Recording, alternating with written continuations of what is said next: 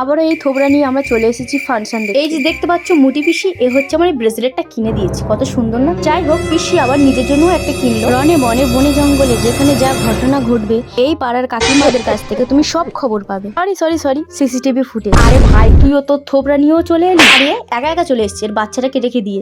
সাথে আজকের বাচ্চাকে নিয়ে আসিনি, আজকে নেন যে বরকে, আর বরটাকে দেখো। হ্যালো, ইনি হচ্ছে মোমো দোকানদার।